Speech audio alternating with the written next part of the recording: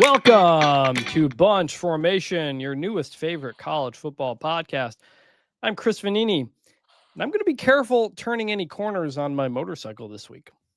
I can map it out for you, Chris. I am David Ubben, and I am not on the Beaver Stadium turf management crew, so don't blame me, Penn State fans. Game of inches. Didn't know that applied to the grass as well.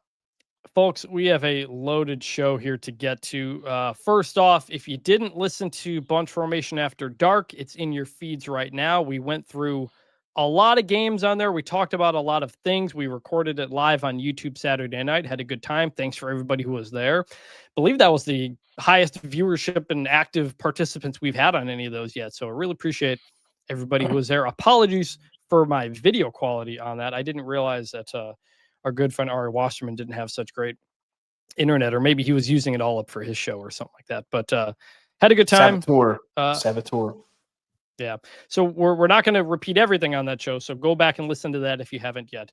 But we do have a lot to talk about here. The Arkansas job is open. Sam Pittman is fired, and Bobby Petrino is back in charge. Penn State is still Penn State. Kalen DeBoer might own Kirby Smart, and a lot of interesting games from an eventful, gigantic Week 5. If you haven't checked out the show notes, we got timestamps in there so you can jump ahead. I'm aware on the podcast audio version that the timestamps don't sync up with exactly the audio. It's because the ads get put in after the fact, so you may have to just jump ahead. Anything you see in the timestamps on the audio version, just jump ahead like 2 minutes, and you should be fine. So apologies for that. That's just something that happens after the fact. But please leave any 5-star reviews, Spotify comments. We are actually out of Apple reviews right now. So anybody who's got one, please give it to us. We'll read it on the show. Emails as well. We did get a Spotify comment. Not a positive one, David. This one's actually directed at you.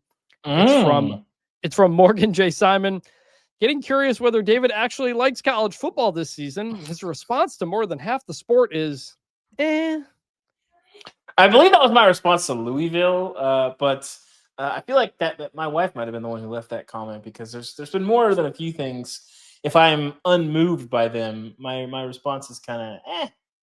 Like Louisville, and also, we haven't seen much from them. They looked okay for 3 quarters against Pitt. We'll see. Well, that was also last night. We hadn't watched everything, hadn't kind of gone through every team yet, so we are more aware of what's going on with Louisville and everything else. So, with that, we will start off by talking about the news, and for that, we get into the media scrum. Well, I don't read the newspaper because it's garbage. And just like Mike Gundy, there's another coach who is out of a job.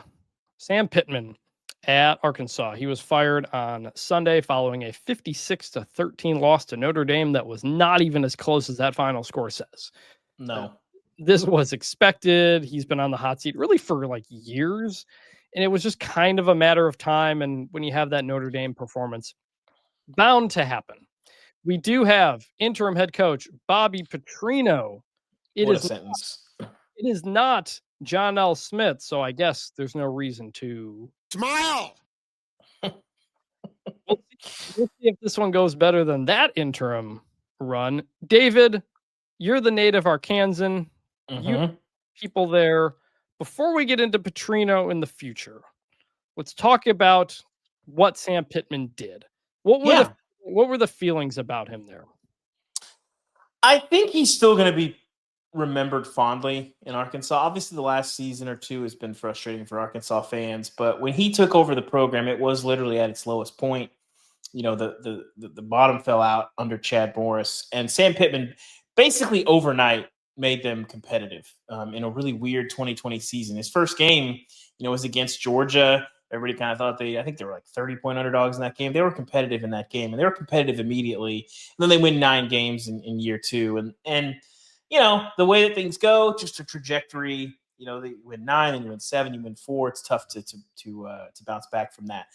But ultimately, he left the program in much, much better shape than he found it, which is not something that a lot of coaches do. And so, I think I don't think this was not a controversial firing. It was not a surprising firing, as you said. I think everybody kind of recognized that it was probably time. the way that these things go. But I don't think there's going to be a lot of animosity. I think he always represented the school well, really developed a love of Arkansas. And I went and talked to him last year, spent some time with him in the middle of the season.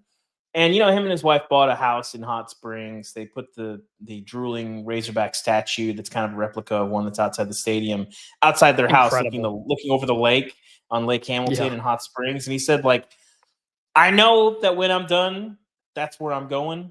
I am going to retire out there. I'd like to be the person who decides when that is. And few, if any, coaches get to decide when that is. But he knew what his next step was, and I think he's happy with it. And I think, too, one of the things that we talked about was, whenever it's done at Arkansas, I'm not going to be sitting there going, oh, what a failure. And I think that's fair. They accomplished some things at Arkansas. And we'll see if he retires. It's notable because his buyout is somewhere around $9 million because he has a above 500 record from when he signed that extension in 2022. He's 29 and 27. So the buyout is 75% of the remaining contract. That's paid over the next 3 years. However, there is a requirement to try to mitigate that, as in find another coaching job, coach an offensive line somewhere, and whatever you make from that comes off the buyout. So if he's going to retire, perhaps that's just a negotiated smaller amount. And that's notable because remember when Brett Bielema got fired, he gets the job at the Patriots, like an analyst job of some kind, and the Patriots are not paying him very much at all. And Arkansas thinks he's trying to get out of the buyout he's owed, and they stopped paying him. And then Bielema sued, and there was this whole, they end up settling. Buyouts are not all the same. You see the number, but it's over how long is that paid out? Will it be offset by another job? Does it have to be? So that's a very important part of that. So I don't think the money is really going to be an issue here for Arkansas. Before we talk about the quality of the job and the candidates, we got to talk about the guys in charge right now. Bobby Petrino, former Arkansas head coach who took him to a Sugar Bowl, who won a Cotton Bowl, had a top 5 finish, then got fired very famously when he crashed a motorcycle, said he was alone. Turns out he wasn't alone. He was with his mistress, who was a staffer on the team. He gets fired. He has that press conference after the crash, before he's fired, with the neck brace, the bruised face, the Sugar Bowl hat. One of the craziest images in the history of college football. Yes. That whole incident, there was a high bar in college football for something to be truly insane. And this was that. And now we're back here. We are back. In charge again. And we are back. That press conference, by the way, everyone in the building discouraged him from having that press conference. He was still very raw. He was on a lot of pain medication. I mean, the press conference itself mostly went okay, but that is kind of the lasting image of the Bobby Petrino era at Tennessee. At Arkansas. And now we're back. He wants the job. He says he wants the job. The school is acknowledging that. Before we get to that, David, a couple of years ago, you re-reported this whole thing. Well, almost the whole thing. Ari did one part of it, which we'll get to. Yeah. The whole motorcycle crash incident.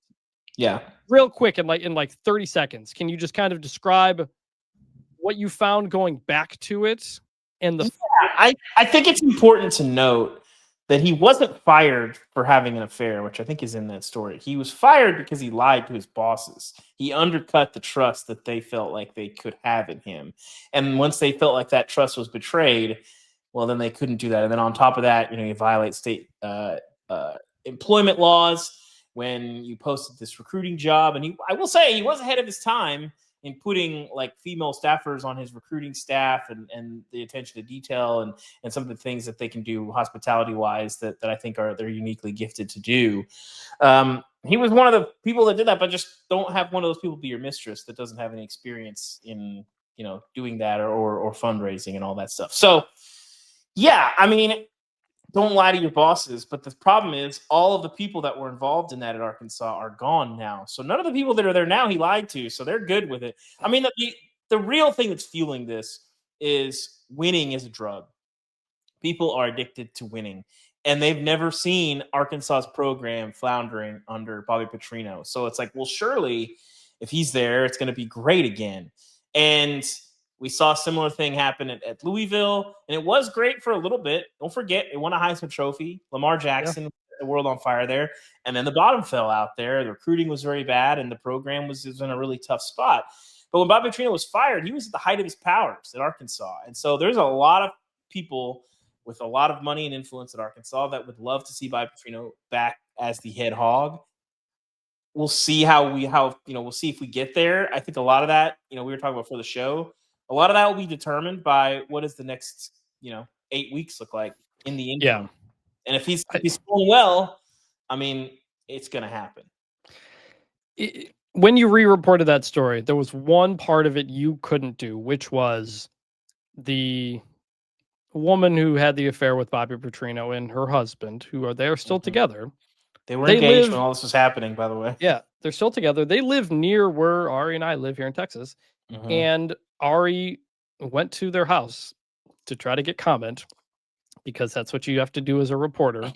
And I believe he was basically yelled at and the door was slammed in his face, and he called it one of the strangest things he's ever been a part of as a reporter. But that's accurate. Yeah, we did try to get all sides of that story, or at least you guys did. So yeah, and I will say before people jump on it, because I get this when I wrote the story, I got it. I'm aware of all of the conspiracy theories surrounding the motorcycle accident. I reported it fully. I talked to a lot of people who would know. A lot of people that are very smart believe some of the conspiracy theories. None of them are true. I'm sorry to disappoint you. None of them are true. I reported the heck out of this. There was a lot in that story that did not make the story. None of the conspiracy theories are true that you have heard about the Bobby Petrino motorcycle accident. It mostly happened as we believe it to have happened. And if you go back and read that story, there's most of the details are in there. That's what happened. So I'll have sorry to disappoint you. I'll have the story in the show notes. Yeah. Let's start this. The case for Bobby Petrino. One, if he's the interim head coach and they start winning, then maybe you consider it. But the upcoming schedule: Tennessee, Texas A&M, Auburn, Mississippi State, LSU, Texas, Missouri. So not terrible. It's doable. The flip side is if he doesn't do well and you're the 80 Hunter Yurachek, it's very easy to say, no, we're not hiring Bobby Petrino. Yeah. So it does open up that door. And it's important because this job is difficult within the SEC. They have a lot of money. They can recruit pretty well, but you're not competing against people in the ACC or the Big Ten or this or that. You're competing in the SEC, and everybody in the SEC is spending more money than you.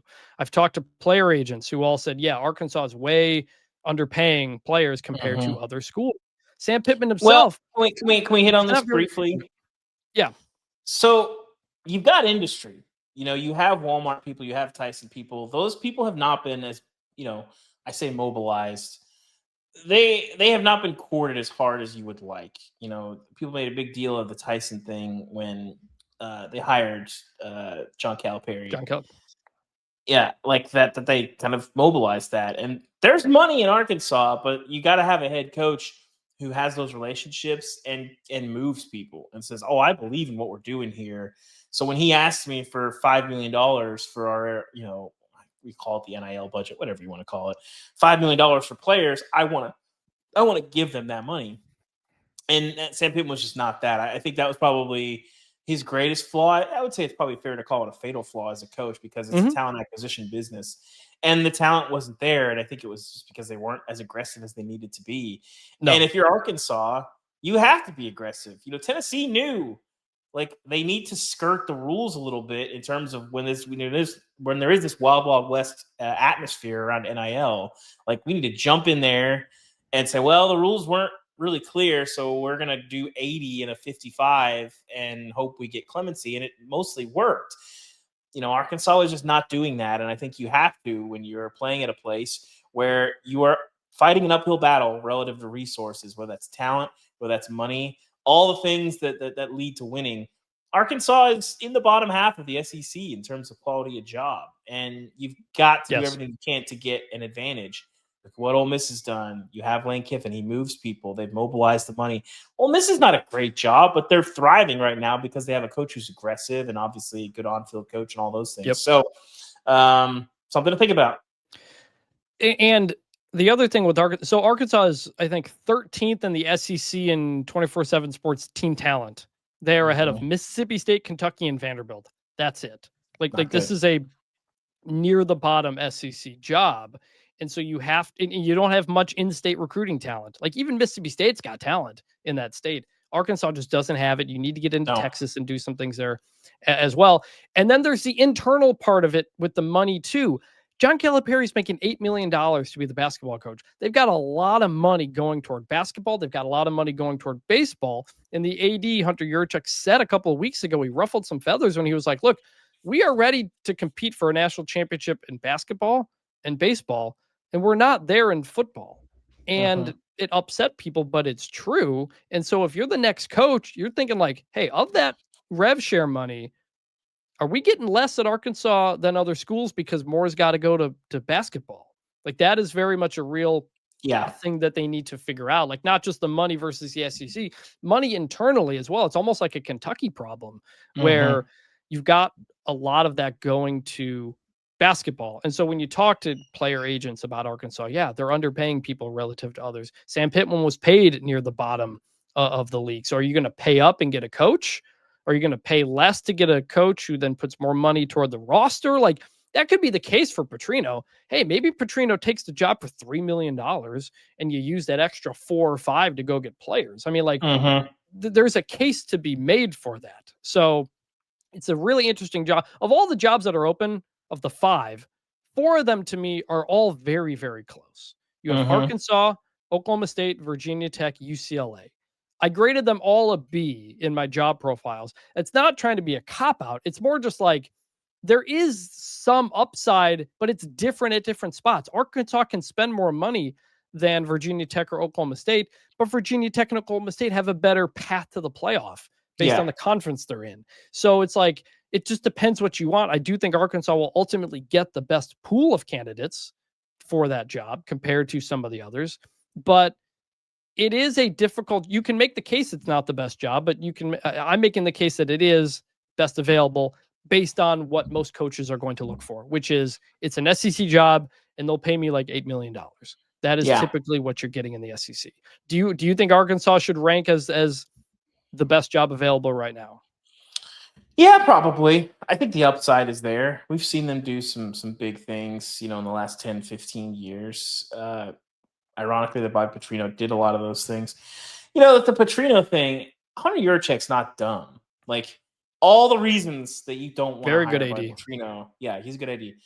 All the reasons you don't want to hire Bobby Petrino, he knows.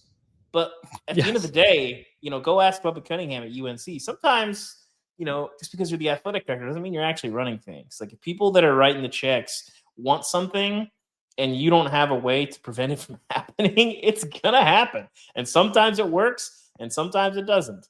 And, I have a feeling that if they do this, that there will be some really good moments and there will probably be some really low moments. And, it's going to be fascinating. This is, I think, the most interesting job search at this point, Chris, I would say. All right. I'm going to list some names here as we do with these open jobs. I'll list names that I have on my job profile report card, which is linked in the show notes. I'll read through them all first, and then Dave will talk about a couple that jump out to you. All right. SMU head coach Rhett Lashley, UTSA head coach Jeff Traylor, Tulane head coach John Summerall, Florida State offensive coordinator Gus Malzahn, Georgia Tech head coach Brent Key, Bobby Petrino, Texas State head coach G.J. Kinney, USF head coach Alex Golish, Georgia defensive coordinator Glenn Schumann, Iowa State head coach Matt Campbell, maybe Deion Sanders, but probably not. Any of those, let's start with the obvious one. Rhett Lashley. Is that the most obvious one of these? That is very obvious. I don't think he would be very divisive. Like the Gus Malzahn thing. Gus Malzahn is a really complicated. Go ahead. Real quick, let me give you the bat for people who don't know. Lashley from the state of Arkansas. His parents are still there. He went to school there. He played there. He coached there. That is his home. And so home is going to come calling. Not only is that the home for him, most of that stuff he did at Arkansas was under Gus Malzahn. And Gus Malzahn has flirted with the Arkansas job a lot of times. Gus Malzahn also said recently that he was considering retiring from UCF before he took the FSU job. So those are the two guys with the connections to the state. David, as somebody who knows the state, What do Yeah. you think of those two guys in the job? So Gus Malzahn has a complicated history. So there's like a weird dynamic in Arkansas between Central Arkansas and Northwest Arkansas. A lot of folks in Central Arkansas really do not like Gus Malzahn. A lot of the Little Rock money people do not like Gus. I think it's dumb, but it's a factor that's there. With Rhett, I don't think that there is quite that dichotomy. And Rhett has also separated himself from Gus, not as like a personal thing, but just at some point you got to get out from under the nest. He's done his own thing. Went to Miami, went to SMU. Now he's got this thing cooking. To me, it's a tough call if you're Rhett because, yes, it is home. But you can keep winning at SMU. You have resources. You're in the ACC. You've already proven you can get to the ACC championship. Arkansas hasn't played for the SEC championship since 2006. Yeah, that would have been the Florida. They lost to Tebow in that game. It's hard. And it's even harder now because you don't have divisions. And so, if I'm Rhett and I'm like, going to Arkansas, it's going to be tougher than it is at SMU. Do you want to run? Do you want to have that job? If you really want to do it, then you can take it. But if you want to win championships and you don't want to get fired, I might wait for a bigger job that is more advantageous because going to Arkansas and winning at Arkansas and going to a bigger job, I don't know that that's a path. Like I'm trying to remember the last football coach. It'd have to be, I don't know the order of the Lou Holtz thing, but it would have had to have been in the 80s the last time that a coach left Arkansas for a bigger job. It's not really a thing that happens. They fired Houston Nutt and he went to Ole Miss. And so it just depends on what you want out of your career, and I think if I'm Rhett Lashley, I'm probably not taking that. And I think too, when you look at, the Scott Frost and Nebraska situation, going home is a complicated thing, And obviously, Rhett Lashley, not the same caliber of player as Scott Frost, and home is home, but he's not really like an Arkansas playing legend. No shade to him, but so it's a little bit different. But man, if you don't win, people really kind of turn on you, and I don't know that you want to have that in your life. So it's a tough call. He's going to be number one on the list. I think in terms of football, in terms of ties, he's the guy that makes the most sense. I don't know if I'm him. I'm making that call. He would be a home run hire. Of all the guys who could get jobs in this next coaching cycle, I have long thought Rhett Lashley is the most ready-made guy.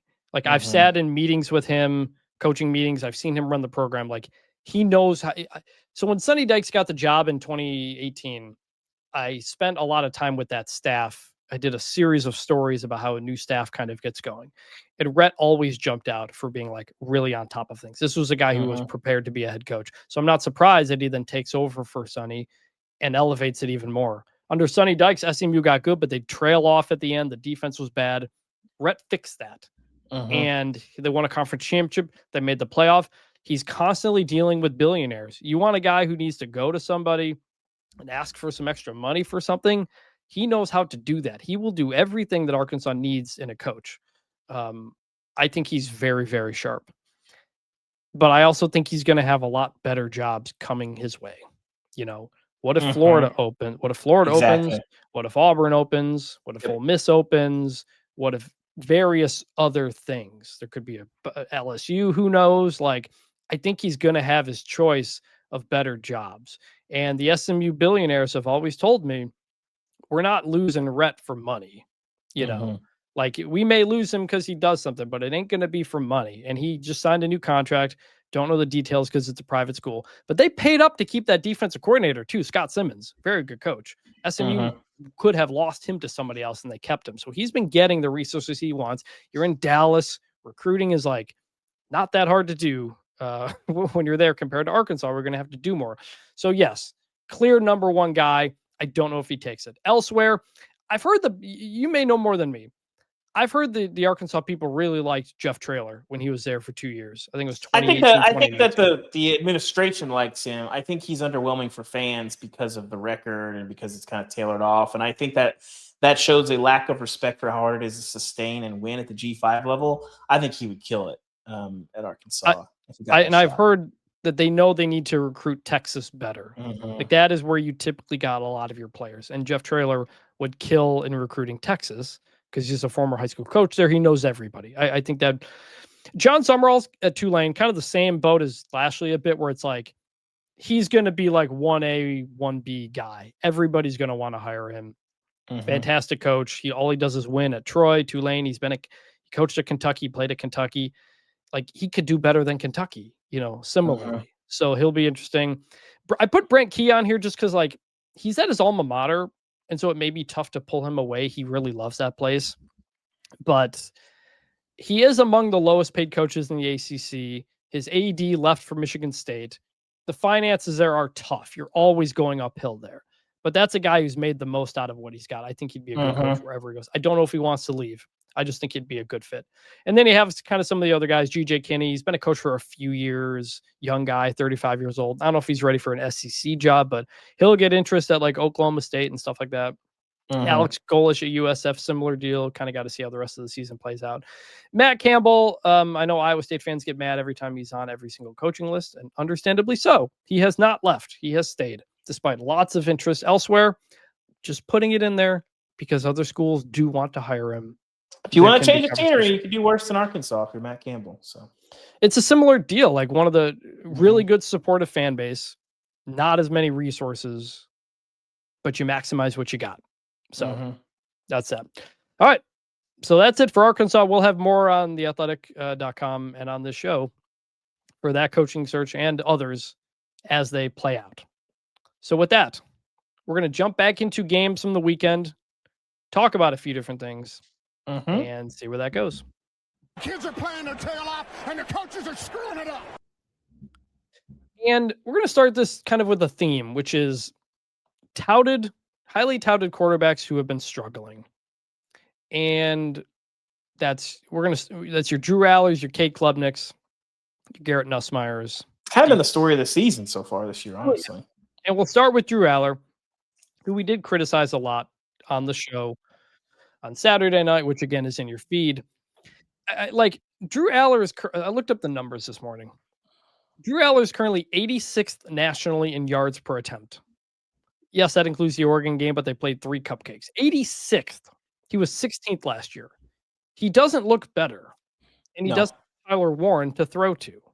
So, like, what do you make of him? What do you make of Penn State? Is this going to be the same story over and over again? And the other question I posed, is Penn State better if Drew Allar went pro last year and Bo Pribula stayed? What do you think?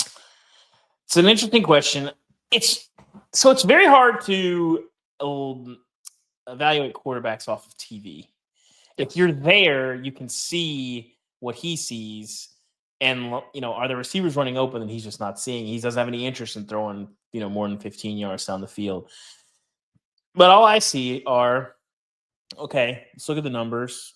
Obviously, through 3 quarters, 3 completions for 10 yards to receivers. That's an issue. Nobody does that. Receivers that you brought in to fix that problem, especially when you weren't going to have Tyler Warren. Yes. You finished today 14 of 25, 137 yards, 2 touchdowns, and the interception that ends the game. That pick. Good play defensively. Great play from Dylan Thieneman. It's not a good throw from Drew Allar, but it's not like a what are you doing sort of thing. Anyway. And Lanning said it was a coverage they hadn't used all game. So it's whatever.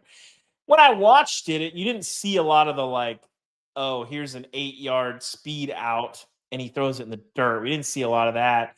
But you just didn't see a lot from a guy as experienced and as talented and with as many tools as him that made you say, wow, like this guy is really, somebody to get behind that can carry a team to a championship. That's what the standard has to be this year at Penn State.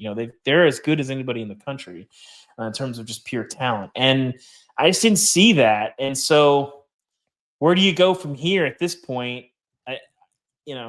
You've got all the pieces there. You've got these backs. The offensive line wasn't fantastic last night, but you paid to get these receivers. You brought in Andy Kotelnicki. It looked much better, obviously, in the fourth quarter when they rallied. That play that they scored on to Ross, that little shovel pass was incredible. Which, by the way, he gets credit for a pass there when that's basically a running play. But you just need to see more. You need to be the reason that you're winning these games, and you're not. You're not even the reason that you were competitive in these games. He was a 5-star quarterback. He was supposed to change the program. This was supposed to be the guy that put them over the top. And instead, he gets outplayed by another former 5-star, but a guy who's only started like 10 games in Dante Moore, who just simply looked better. He looked more under control. He knew what he was doing. It feels like Drew Allar's, a lot of his best plays are when a play breaks down and when he has to like figure something out. When he's there thinking and running an offense, it's just not there.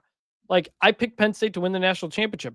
They can still win the national championship. We remember what we said about Ohio State when they lost to Michigan. And look, things can change, but this team doesn't look better than last year. We thought, hey, they bring almost everybody back, they'd be better. Instead, they look like last year's team that lost the two best players in Tyler Warren and Abdul Carter. To my question, would Penn State be better with Bo Pribula? I don't know if I'd say it yet, but in 2 weeks, Missouri's got Alabama, and Pribula has looked very good this season. So if he starts putting up numbers, then we're going to have that conversation where it's, hey, for the second time, did Penn State let the better quarterback walk? Because it happened with Will Levis as well. So I don't know. Penn State, we'll see again when you get to the Ohio State game. I'm sure they're going to dominate the rest of their opponents, but they've got Ohio State and Indiana left. Yep. And when we get to those games, we'll have the discussion. But I imagine they'll win. They'll just do what they do against the not good teams. So it's got to be frustrating, man. Penn State fans, such a great fan base, such an awesome scene at the whiteout. I feel bad that you're just seeing the same thing over and over again. Another quarterback who is not living up to what we thought he would, Garrett Nussmeier. You were on the Nuss train, Ubben. But I'm still a moderate Nuss train passenger. Yeah, he is also 86th in yards per attempt, tied with Drew Allar. He was 44th a year ago. They lose to Ole Miss 24-19. He goes 21 for 34, 197 yards, a TD, and interception. And they cannot run the ball. And I think LSU again knows that they cannot run the ball, and they just don't have an offensive line that's as good. So Ole Miss is rushing three guys and getting pressure on him. So like, that's tough, but it's the situation where you wonder if LSU is going to make a coordinator change sometime this season. Any thoughts on that? Yeah, it feels like, this is kind of after last night was the first time that we started to hear some of the Joe Sloan, criticisms. I don't know, man. It's hard for me to see, like, how much of that is scheming guys open. It doesn't seem like he's missing a ton of throws, but it seems like they're just not able to get guys in position to allow him to make some plays. I think one of his biggest strengths, Garrett Nussmeier, is anticipatory throws, reading coverages. I think he is as advanced mentally as any of these guys that we're talking about today in the college game. That's why I've been really into him, because he can see things and throw guys open in a way that is very hard to teach. That comes with experience. And part of that is just, growing up as the son of an offensive coach who's been around a long time. I'm sure that that's hard to not come away with a lot of that knowledge. So you've got that piece there, but they don't have the playmakers. Like Berrien Brown hasn't been as big of an impact guy as you would like. They've had guys hurt. No running game hurts. The offensive line is not helping, as you mentioned. There's not one reason. I think it's a lot of things that are factoring in, and ultimately, it's just not a good offense. They're in a really bad place. And, Brian Kelly snapping at the reporter a couple weeks ago has aged quite poorly because, you beat Florida in that game. The concern is what they are. The concerns brought to Brian Kelly in that question remain the biggest concerns these weeks later. Yeah. That's why it was asked, and understandably. But you have Trinidad Chambliss. He just outplayed Nussmeier. 314 yards again. He always looks comfortable. Dante Moore outplayed Drew Allar. Ole Miss, top 10 team, maybe a top 5 team right now, depending on the polls and what you look at. We talked about Ole Miss a lot on the previous show for people who want to go back, but I like this Ole Miss team. It feels like they're very cohesive. To lose Austin Simmons and not miss a step and maybe get better. Like, we don't know Austin Simmons' availability because he's not listed on the availability report, but he's clearly injured, which you wrote about. So we don't know when he's actually available or not. It's not a quarterback controversy or anything, but like, I think at this point you ride Trinidad Chambliss until it's not working. But yeah, I think you have to at this point. But it's Ole Miss is an interesting team because I believed in them more last year because I thought they were better on the lines. I think that carries you a long ways. But this team's not as good there. But there's like a grit to this team that I don't know that we've seen from an Ole Miss team in quite some time. So the other quarterbacks, Cade Klubnik, 91st in yards per attempt. DJ Lagway, outside the top 100 after him being second last year. Arch Manning, 42nd in yards per attempt. You wrote a column about this. Like, why are these guys all struggling? Why are we in the media and the NFL scouts, like, we wrong on all these guys? Like, if you go back and look at the top quarterbacks coming into the year, like, most of these guys are not playing well. Like, do you have any theories about it? I don't have any good theories. I do think the Lagway health thing is real. I think I buy a lot of that. The Arch thing is very confusing. I have no good answers for people on Arch. Who's the other one? Who are we forgetting? Klubnik, Cade Klubnik. Yeah, Klubnik. I mean, I don't have any good answers there. Klubnik, when you watch him play, you're like, he seems okay, but some of this is just not scheming guys open. And, the why for that is, we talked a little bit about Garrett Riley a couple weeks ago. They've had some moments. It was not overnight. They struggled for a couple of years. Last year, we saw them kind of pop a little bit, but they've got to be better. And I there's not one reason for all these guys to struggle. I think it's a complicated thing, but it's definitely been, like I said, one of the stories of the season, and hard to sort of get your hands around for why so many people were really buying into before the season, both of us included, have been really poor. Yeah. When they had shown some good stuff, and we'll see about the Arch health thing. I do think the Nussmeier health conversation is interesting. Did you see what he said last night, by the way? No, what did he say? People are asking, like, is there something wrong? He just said, I'm not going to answer questions about my health anymore. Well, what you say when that's what you say when you're something going on, because otherwise you're like, I'm healthy. It's just when you have the comment about Arch Manning's throwing and grimacing and all that we don't know. So like maybe all these guys are hurt in some form, but it's just shocking because you came into a year with so many veteran guys. Like, part of the joy of NIL is that a lot of really good players are staying in school because they're making millions of dollars instead of having to go pro. So you have these seniors and these guys, Allar, Klubnik, these guys who come back and they're just not delivering. And now they're losing future NFL money, which is shocking. Our Dane Brugler, NFL draft expert, like, there's not a real explanation for all of this. Like, all the NFL guys would name these guys and like these things, and they're just regressing for whatever reason. And everybody can say we in the media don't know what we're talking about. Should talk about these other guys, which is what we're about to do. And now we're going to talk about some quarterbacks who are playing way better than expected. We're going to start off with Ty Simpson at Alabama. They win 24-21. Ty Simpson goes 24 for 38, 236 yards, 3 touchdowns. He is 21st nationally in yards per attempt. He looks solid. Alabama converted, like 11 of 16 third downs or something like that. Really high number. They stayed on the field.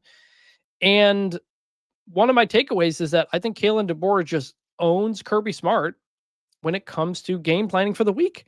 Because in the first half, the last two Alabama-Georgia first halves, the last 2 years, Alabama has scored 54 points. Now, credit Georgia, they have adjusted and shut them down in the second half. But something that Alabama's doing leading into the game, Kalen DeBoer is winning that. Like, that's it's not even just that. I mean, you forget they win that game. They beat Georgia last year. 2 years ago, he goes 2-0 against Dan Lanning, and then beats Sark in the playoff. That's pretty spicy. That's a nice 3 years against some of the best in the sport right now. He is 7-1 against top 10 teams. That one loss is in the national championship game to Michigan. Like, the numbers for James Franklin, for whoever against top 10 teams, Kalen DeBoer in the big games, they step up. That was never the problem at Washington. The problem was the same problem at Alabama, which is the duds. You lose to the teams you shouldn't lose to. And I count Florida State this year in that boat because Florida State's coming off a 2-10 year. You can understand if Alabama thinks they can just kind of get off the bus and win that game. Maybe that Florida State game's a wake-up call. I don't know. I got to see Alabama continually pound the teams they're supposed to. Well, I think when you look at Simpson, confident, decisive. He Yes. just looked like he knew. He knows where he's going with the ball. Yes, and against Georgia, that's no small feat. And mentioned it on After Dark. Just the way the offensive line played, neutralizing Georgia's defensive front, that helps a lot when you're not looking over your shoulder constantly or waiting to just get completely blasted by a defender that you don't see. But man, that's as good as I've seen Ty Simpson look, ever. I mean, he hadn't played. Well, we haven't seen him that much, but even the Florida, but like that was really impressive. Even in the FSU game, like he wasn't that bad. He was just like a little off time and time again. And Florida State was able to get a lot of pressure on him. But like the way everything, it's like he takes a snap, takes his 3 to 5 step drop, then crow hops forward and hits the throw. Like everything was on time. And that's a credit to the offensive line as well. Shout out Ty Simpson. Like you said this on the show the other night, like the theory that maybe he would just be a better fit for the offense than Jalen Milroe. Yeah. Maybe that's the case. It's possible. That seems pretty clear to me. I mean, Milroe was just limited as a passer. It just was what it was. And I don't think that Simpson is. And certainly Michael Penix was not. And did he have Jake Haener at Fresno? Was that? Yes, he did. Jake Haener, who almost came with them to Washington, but then didn't. Yeah, so, I mean, those guys could sling it and were pretty pure passers. Like Milroe, was special in a lot of ways, but it's guys who can. I would not describe him as. It's guys who are mobile but not running quarterbacks necessarily. Yeah, and that's what you're seeing from Ty Simpson. Another thought I have, another theory here, coming off of this game. It's possible Alabama fans may now just be like a step ahead of Georgia in understanding the adapting to the new world of college football. And you saw Kirby Smart kind of say this after the game too, which was just like, this is college football now. The days of Alabama and Georgia hoarding all the players is not going to happen. And so you have Georgia fans being like, hey, why aren't we better at this position? Why don't we have the depth at this spot like we used to? Well, you can't anymore because everybody else can pay for those players that used to make up your depth.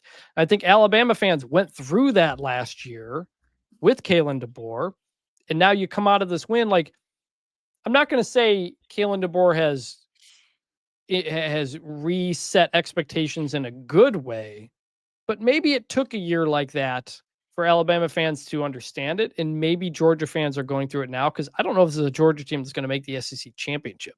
Like they barely got away from Tennessee. Should have lost that game, maybe. You lose this game. It's going to be tough the rest of the way. Like, what do you think about that? My theory on Georgia fans just kind of like learning what Alabama did a year ago. Yeah, I mean, when you still have Kirby, who I still think is the best in the sport, I think there's a level of faith and irrational confidence that might be there when you got a guy that's flashing 2 national championship rings, even though the program hasn't been quite what you'd hope. He's the closest thing we have in the sport right now to Saban. So maybe a little bit, or there might be some denial there. But yeah, I mean, I think at this point, Alabama's already struggled so much, and I say struggled, I'll use that in quotation marks under Kalen DeBoer, that there seems to be a level of appreciation of wins from Alabama fans that maybe we haven't seen in quite some time. And what's interesting, by the way, Georgia had better numbers overall. Like they ran the ball pretty well in this game, but it was the third downs. That was the difference in the game. You also have obviously the bad drop on the deep ball from Georgia, although Alabama had one too. You have the bizarre 4th down run to Cash Jones. I didn't love that call. No, I did not. I did not. Like Georgia could have won that game like very easily. Georgia's throwing these guys out here, man. They're your Cash Jones, your Dylan Bells, your Mekhi Muse. We won't get into the Lad McConkey conversation, but like you're Georgia. I'd like to see like a little more Derrick Henry, a little less Cash Jones out there. I don't know. Maybe that's just me. So another quarterback who's been playing pretty well. Chandler Morris at Virginia. They beat Florida State 46-38 in overtime. Was it two overtimes, I think. Morris goes 26 for 35, 5 total touchdowns, 3 interceptions, which was not great, but he scored 3 on the ground. Son of Chad Morris, playing for fellow former Clemson offense coordinator Tony Elliott. And Chandler Morris has won flip an interception into a touchdown against NC State from being 5-0, Virginia. So like, shout out Chandler Morris, a guy who was at Oklahoma, Then he started at North Texas. Then he started at You missed TCU. Got a TCU in there. TCU, then North Texas. Now then back at Virginia. Now back at Virginia. Not back, but now he's at Virginia. Oh, at Virginia. Playing very well. So shout out to him.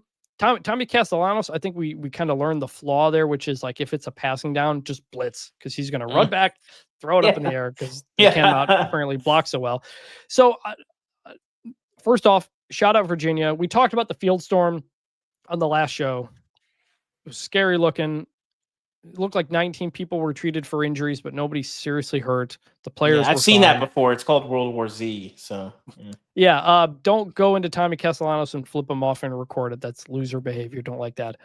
But Virginia's top 25 team now for the first time in a while. Program that's been through a lot. It's an example of instead of paying that buyout money to fire the coach, maybe you try putting it into the roster. Mm-hmm. And Virginia's looking pretty good. And Tony Elliott's potentially not only looking for a bowl game, but their remaining schedule is very, very easy. Can we talk about? I'm going to say this in the same sentence, Chris. Virginia ACC championship. I'll say that Georgia Tech has a similarly easy path, and we may get down to another weird tiebreaker situation. We also said it about Cal, and then they lost to San Diego State. I don't think Virginia's going to win all those games, but you could see an 8-win season, a 9-win season there, and that's a big deal for them. Well, you know what else is a big deal, Chris? Are you aware that Virginia is still undefeated in conference play, despite a loss to NC State? Correct. That was a non-conference game. So on Florida State, do we think we overrated them or no since Alabama won? Because I saw in the AP poll, they dropped quite a bit to 18. They dropped to 18th. They are now behind the Alabama team that they beat. I can tell you that will not be the case in my 136 rankings. Mm-hmm. No, I don't think we overrated them. I just think, I mean, who's we, I guess, is an interesting question. Because I wasn't sure what to make of them. I thought maybe Bama was probably not as good as we thought, and that still might be true. We'll see what Bama is over time. That Vandy game this week is actually going to be super interesting. Vandy has been pretty spicy. But they look to me like they could bounce back 7 to 9 wins. That was kind of my feel coming off of that first game. Mm-hmm. And, you keep beating up on bad teams and, it is what it is. But I don't think they're good enough to just run the table in the ACC, obviously, even though there's a bunch of games that you should be favored in. So I feel like this is kind of who I thought Florida State was. I didn't think they were above going on the road to a really underrated Virginia team and losing in, just a pretty dramatic game. Yeah. Another quarterback who's playing very well, Luke Altmeyer. He just beat USC 20 for 26, 328 yards, 2 touchdowns. They kick a walk-off field goal to win in a game that probably should not have been that close if Illinois would stop turning the ball over inside the 5-yard line. Heck of a, that says a lot, I think, not to be cliche, but that says a lot about your team's culture to take that beating you did at Indiana. You have your best defensive back out for a long time, if not the season. And you're going up against a really good offense in USC. And you didn't shut them down, but you kept them off balance for a while, and you ultimately win the game. Luke Altmeier's playing great. Illinois, major props. They deserve attention for that.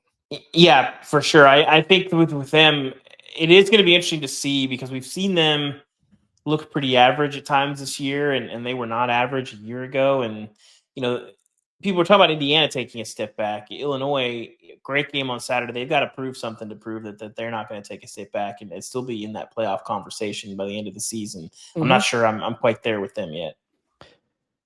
Another quarterback who was overshadowed in week 1, Julian Sayin at Ohio State. Ohio State wins this game at Washington 24-6.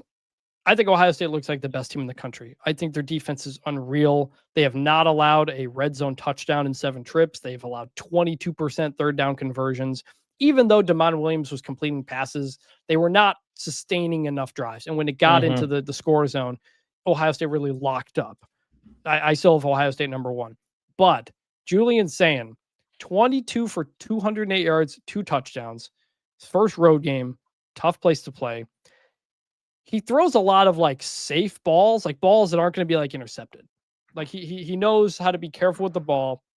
And Ryan Day said after the game, Julian Sayin was identifying and checking into stuff that even Ryan Day didn't see until he looked at it on the tape. And for a redshirt freshman, that is really impressive.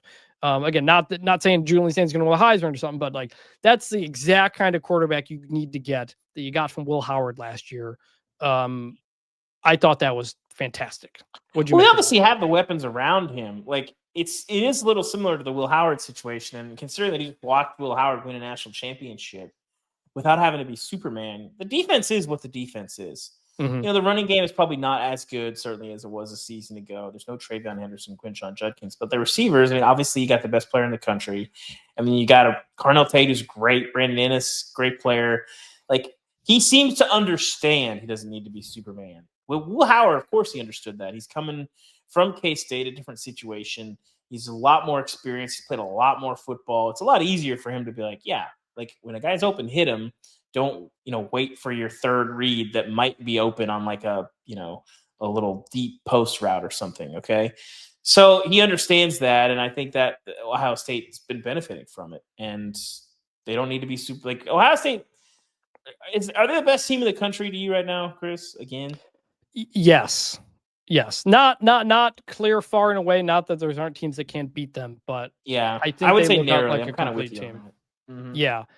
So another quarterback, not the same numbers, but got it when he needed it. Fernando Mendoza, Indiana. They win 20-15 at Iowa. Mendoza 13 for 23, 232 yards, 2 touchdowns and interception. Gets the game-winning touchdown throw in the final 2 minutes with a throw, and I think it was Surratt caught it, ran it really far for the touchdown. But Mendoza stood in there and took some hits and like delivered NFL type of throws. Like those were the throws that people who liked Mendoza coming into the year were like, this guy got that type of stuff. And that's a good win for Indiana. Like whatever you think of the final score, we already talked about the weird safety thing on the last show. But like to go to Iowa and win for Indiana, that's hard. Like historically, like they did it. You're not going to win every game by 63 freaking points. I think that was a very impressive win, and Mendoza looked really good. He seems to have like some of the most unintentionally funny body language like ever. Like, yes, you see, he threw the touchdown pass, and it looked like somebody had like rescued his daughter from the well, basically. Yeah, something like it was like incredible. And then, did you see he apologized after the game, Chris? He did, as I mentioned on the show. Do you know if Ari accepted his apology? I didn't ask him. So we had Indiana, I think 8.5 or something. So it didn't matter. But some people got in Indiana at 6.5, and so the safety at the end, bizarre thing, cost people some money. But Mendoza explained it, was aware of it, apologized. I don't know. We've had some bizarre bad beats in college football the last couple of weeks. It's crazy. Another guy, CJ Carr, Notre Dame. He against Arkansas, who was very bad, but he goes 22 for 30, 354 yards, 4 touchdowns. Arkansas is not good, but that's a big time performance again for a guy who's a freshman getting better. On the road, whatever it's worth. CJ Carr is making me wonder if we're really underrating him, Chris. Like if he might just be, like one of the 3 best quarterbacks in the country already. I don't think so, but it wouldn't shock me if that was the case. I mean, Dan Wetzel put out like, hey, could he be the number 1 pick in the 2027 NFL draft? Because he's eligible next year. You got a lot of these guys who I think are going to supplant the Cade Klubniks and the Drew Allars as we get to NFL draft season. Dante Moore, by the way, eligible this year for the NFL draft.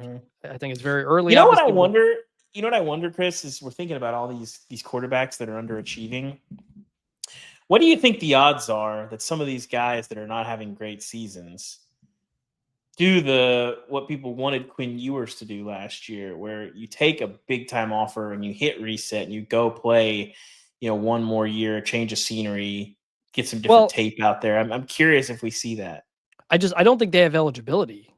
Like, I don't think Allar or Klubnik have any more left, unless the NCAA does your 5-5, which they've talked about. And it's not, I've talked to the people involved. There are by the way. So I was talking to some coaches and personnel people last week. The NCAA has been talking about, should they give a 5th year of eligibility to everybody, take away red shirts, take away waivers, whatever. Everybody gets 5 years. That's it. And there's been discussion about that. There's a lawsuit over involving some former Vandy players. or current Vandy players. And it seems like we might get there, but coaches want to know, hey, is this going to be retroactive to 2025? Like, are these players going to be able to get that 5th year? Because it impacts these guys who they have to determine to redshirt or not once you're through 4 games. Like, I had a personnel guy being like, hey, is that going to happen or not? Like, and I checked with, administrators, and nobody knows what's going to happen there. So at the moment, those guys don't have any more eligibility. Some of them. DJ Lagway obviously does. So we'll see on that. I'm not quite sure. Other games of note, we'll run through these quicker here. A&M-Auburn. A&M wins 16-10. Auburn had 8 carries from the running backs. And I know the Auburn media and the Auburn fans, they're kind of done with Hugh Freeze right now. Like, I know you've got Singleton and Cam Coleman, but you have to be able to run an actual offense, and he's not making the offense better. Hugh Freeze isn't. And there seems to be a lot of frustration there. Any thoughts on that game? I think A&M is, just kind of hanging around. Nobody seems to really be hyped on them, which is probably good considering the history of A&M. But I came away from that game thinking, like, A&M, they keep winning tough games. Complete team. I like what I've seen from them. Look out. Tennessee beats Mississippi State 41-34 in overtime. Crazy back and forth game. My big takeaway, though, is I think Mississippi State is really improved. Like, the schedule is a lot harder going forward, but they're probably going to get a couple of folks. Like, the scenario where maybe Ole Miss is like 9-2 going into the Egg Bowl and Mississippi State knocks them out of the playoff or something, like, very possible. That'd be something. I mean, the thing is, you look at Mississippi State, they give up 2 defensive scores in that game, and they're dragging a top 15 team into overtime. Like, that's crazy. Yeah. Jeff Lebby's big improvement there. And I think, like, if you're like in Arkansas, you look at that, you look at Indiana, and you're like, why not? Why not if you get the right guy, like, you can get some things going. Like, it's not, you don't have to just sit at the bottom forever. Vanderbilt as well. So, like, that's why you're always selling hope. Game, I don't know if we talked about it yesterday. Georgia Tech 30, Wake 29. Georgia Tech stops a 2-point conversion in overtime for the win after Georgia Tech kicked a field goal to send it to overtime. There wasn't offsides in this call, not called on Georgia Tech, that if it was, it's possible Wake Forest would have won the game. And the ACC seemed to kind of apologize for that. I don't know if it was an official statement or not. But it was like 1:40 left. A guy jumps off sides. I think it was 3rd and 5. And Robbie Asher throws it deep because he's got the free play. He thinks it's incomplete. They don't call it offside. Georgia Tech gets the ball back. And they go down and tie the game. So Wake Forest, it's a big mistake there from the officials 1 week after we had the Oklahoma-Auburn trick play debacle. So I don't know. Anything? No, I mean, do you think the officiating is getting worse, Chris, or do you think that we just have a much sharper microscope? So that is the exact story I wrote in the summer with Stuart Mandel. Is officiating getting worse? That was the headline of the story. The officials and coaches would tell you no on the whole, but there are more big mistakes in high-profile situations that are then being amplified by, today's media world. So yeah, that's a tough break for Wake, which I think is actually playing pretty well in Jake Dicker's first season. Arizona State 27, TCU 24.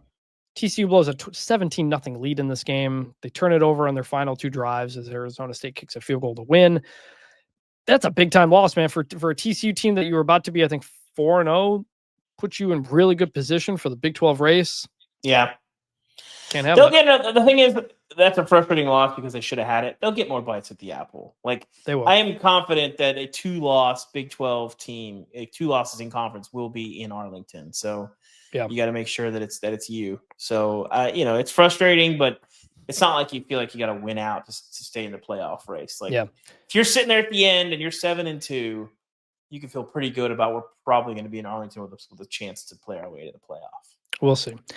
New Mexico 38, New Mexico State 20. First sellout at New Mexico since 2007. Their first 3-1 start since 2007.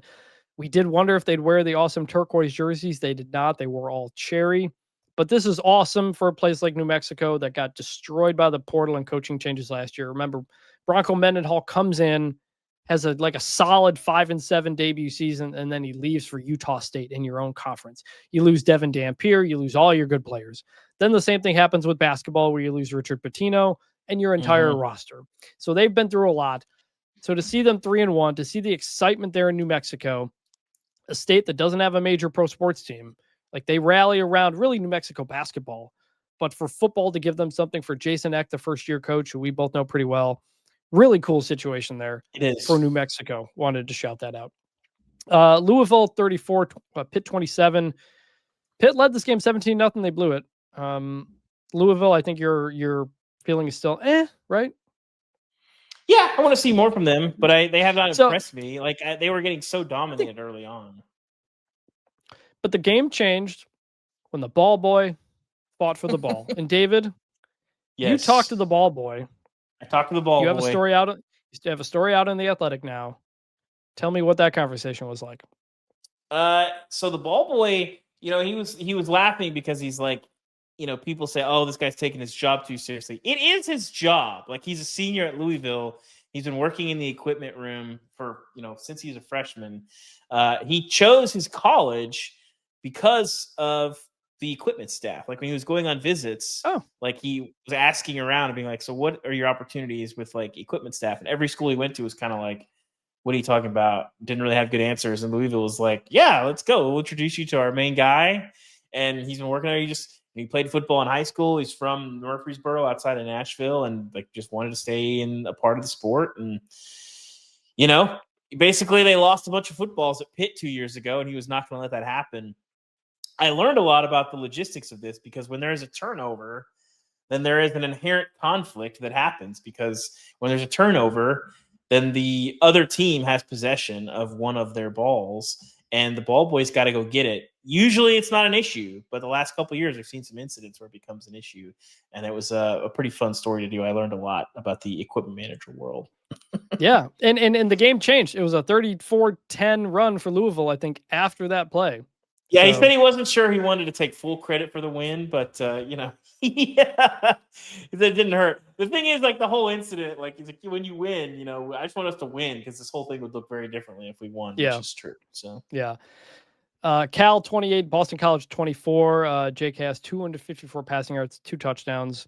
Cal is 4-1 now. That, like, to come back from that loss to San Diego State and win a conference game against Boston College. And they were down early, if I'm not mistaken. It was like 14-0, wasn't it? Something like that. Yeah. So Boston College, like, they're 1-3, I think, but like they keep losing close games and kind of weird games. They did lose the game to Stanford on the trip. So that was tough. Yeah. Just, it's about the edges, and Cal did not have those last year. They do this year. 4-1, like, for a job that everyone's like, "Oh, Justin Wilcox, he's going to get fired." Obviously. No, maybe not. They may be kind of doing the same thing that Virginia did, which is pay up to get some players, keep some players, and maybe it works out for the coach. It's weird how the sport works better when you have a better coach. Yeah.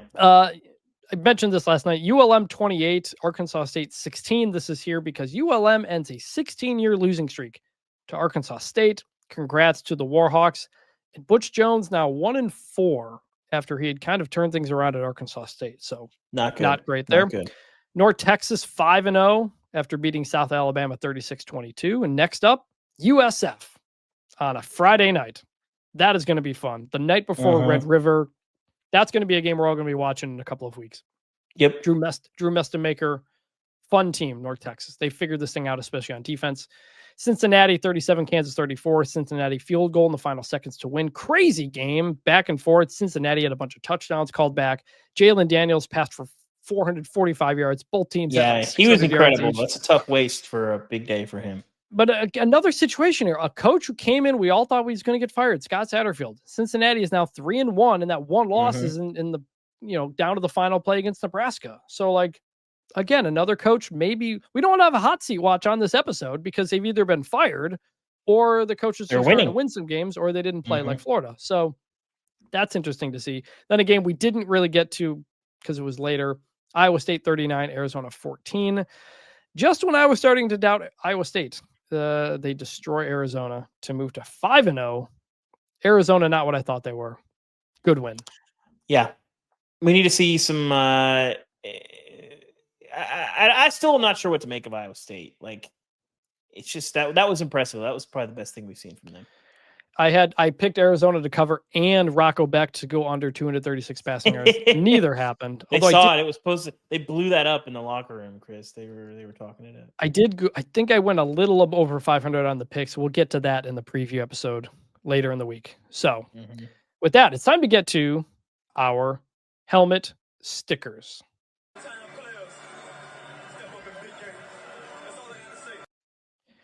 This is a section of the show where we give a shout out to a player who maybe didn't get enough attention on Saturday and had a really good performance. My helmet sticker is going to New Mexico quarterback Jack Lane. He went 23 for 30 for 303 yards, 4 touchdowns in the win against New Mexico State. The first sellout at New Mexico since 2007, the first 3-1 start since 2007. This is a program that lost a lot off of last year's team. They lose Devin Dampier to Utah. Jack Lane comes in from Idaho, has a great game, looking really good. Shout out to Jack Lane and the Lobos. David, who do you got? Nice. I'm going to go with Drake Lindsey, fellow Arkansan from the Northwest Arkansas area. Minnesota 3-1, and Drake Lindsey 324, 31 of 41, 3 scores to beat Rutgers.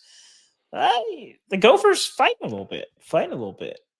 Good bounce. And good performance from them. Tough way to lose for Rutgers. You have that snap go unready through the legs of Kaliko Manis late, set you back. Tough one there. And Rutgers now has a very tough schedule coming up the rest of the way. Yeah. So with that, we are now going to end the show the way we always do.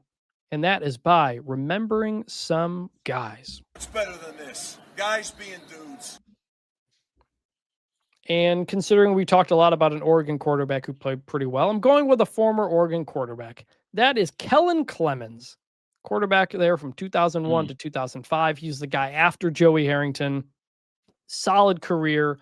Went on to play for like a decade or over a decade in the NFL as a backup somehow. I didn't realize he stayed there for that long. But when I got into college football, it was like that 02-03 time period. And Kellen Clemens was the quarterback. I was a Michigan fan. Michigan went out to Oregon and lost to this guy. And so I always think about him. Kellen Clemens, we remember you. I'm going to go with Mo Hurst. Big dog.